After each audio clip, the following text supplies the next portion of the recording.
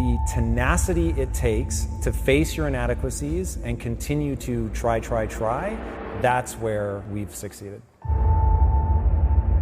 What I'm good at and what we're good at together is not being right all the time. It's basically learning from your mistakes. Most successful people in the world are the people that can self-soothe. So can you avoid being triggered?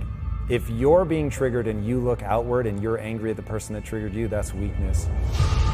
You are manifesting weakness, and you have to go, ooh, that means I have an insecurity around this thing. I need to address my insecurity, and then that's going to put you in a far more powerful position to move forward. People that are successful, they can self-soothe, they can stay emotionally calm in the midst of a storm. When everybody else is panicking, they're only looking at solutions. Most people can only see, these are the 152 ways that this could go wrong. No matter how outrageous, there is a way to pull this off. Stop telling me all the things that aren't going to work. Tell me the thing that is going to work. And successful people are about that. They are good decision makers. They are hyper resilient. They don't stop at failure. They don't get in their own way from an ego perspective. They're looking nakedly at their own inadequacies. And they've got enough confidence to get people going behind them. So if you can manage your emotions, if you've got the courage to fight through that storm, if you're not easy to knock off your pedestal, and you're humble enough to know that you're almost certainly making mistakes so that you know when to correct course, that's the recipe. The thing with excuses is sometimes they're very true, but it doesn't serve you. It doesn't serve your goal. So are you going to let it sit with you, or are you going to find a way around it? The key to me being driven is identifying what my passion is and my mission is. So if I don't have a passion and mission, then I don't have a drive.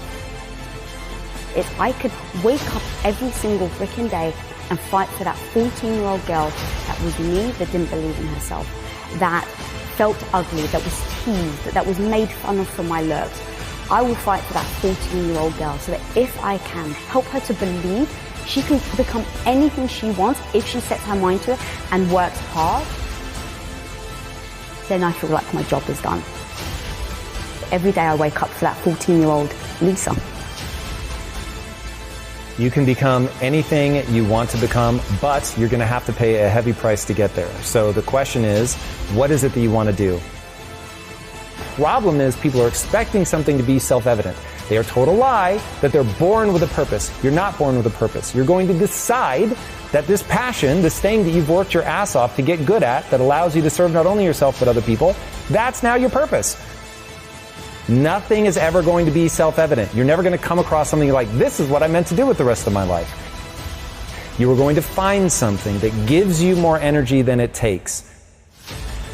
I only do and believe that which moves me towards my goals.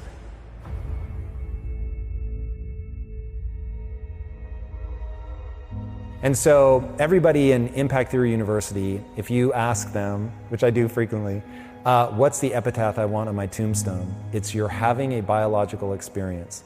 I really want people to understand, like, you can learn about the brain and it will reveal things to you about yourself that'll be unbelievable.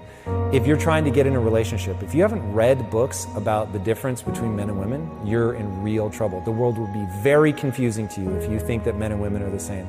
So understanding the biology of this stuff, that was one of the big turning points in my life that finally allowed me to believe in a growth mindset. Was I just started researching the brain. And it was like, oh, there's a saying called brain plasticity. Your brain actually changes no matter how old you are. Your brain changes. And I was like, okay, well, if that's true, then if I put time and energy into something, my brain will change, I'll get better at it, and that will improve my skills. And then another obsession of mine is to get people to understand skills have utility. You don't read a book to get an A on the test.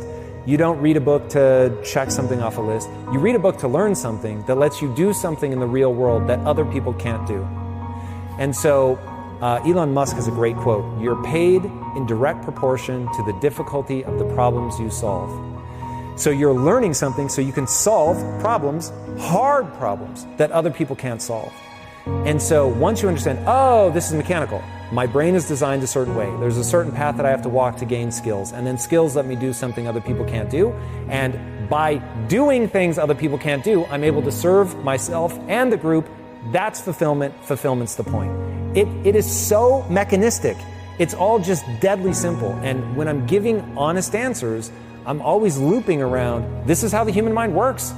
And every time I say something controversial, it's always about biology. Like, if you want to fight it, fight it. You're going to die tired, and I will propel myself forward because I'm not judging what is true. I don't deal with the world the way that I wish it were. I deal with the world the way that it is. The thing with excuses is sometimes they're very true, but it doesn't serve you. It doesn't serve your goal. So are you going to let it sit with you, or are you going to find a way around it? So let's say a lot of people's reasoning, which was ours originally when we wanted to make movies, is we don't have enough money. So we're just going to go and do this thing until we have enough money. We don't have enough time. And the truth is, if you play the no BS, what would it actually take? And you say, I don't have enough money. Then you keep going down and go, well, how much money do I need? Okay, what would it take for me to get that money? And sometimes people don't want to look at the answers. So maybe it takes you having to sell your house, move in with your in-laws, and rent one of their bedrooms for the next 3 years in order to save your money so that you can go and start a company. Well, some people don't want to do that. Okay, well, at least now you have your answer, and you're not sitting there using the excuse that you don't have enough money. You just looked at it and like, oh, for me to get there, I need to live with my in-laws for 3 years. I don't want to do that. And now you've just decided, and now you're not beating yourself up over, oh my God, I can't believe I'm not there yet. Or like with us with Quest, we didn't leave ourselves any room for excuses, because we just went down that list of, are we giving this over? Are we doing this? Are we actually showing up? And if the answer is no, then how can you expect to reach your goal? So once we sit there and go, what is our goal? To build a studio as big as Disney. All right, before you even get started, we sit there and go, what? Like, no BS. Don't try and say like the things that we want it to be true.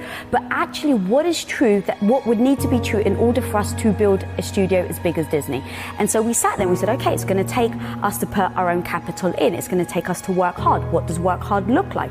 Is it a certain amount of hours? Is it a certain amount of achievements where you put things into place and you make sure you're always incrementally working towards that? Is it that maybe you have to, so this is exactly what we did with Quest. It was, we have to put the house on the line. And that was like the no BS. That's what it's going to take for us to go all in and build Quest Nutrition. And so once we sat there and said, okay, it's going to take us to put our house on the line. It's going to take me at the time to be the supportive wife to come in and help you out. It's going to take no vacations. It's going to mean you're going to need to take 1/3 of your pay cut. Like, we literally sat down and wrote a laundry list of what it's going to take to start in Quest Nutrition. And once we had that list, we just looked at each other and were like, all right, are we willing to do it? And when the answer is yes, now you just know what you're heading towards. You know the type of path that you're about to approach. And so there's no surprises. There's no all of a sudden him coming home and going, yeah, babe, so the business isn't doing well, and so, oh my God, I'm so sorry, but we lose our house, right? There's no surprise. We've established what we're going to do in order to go for that goal.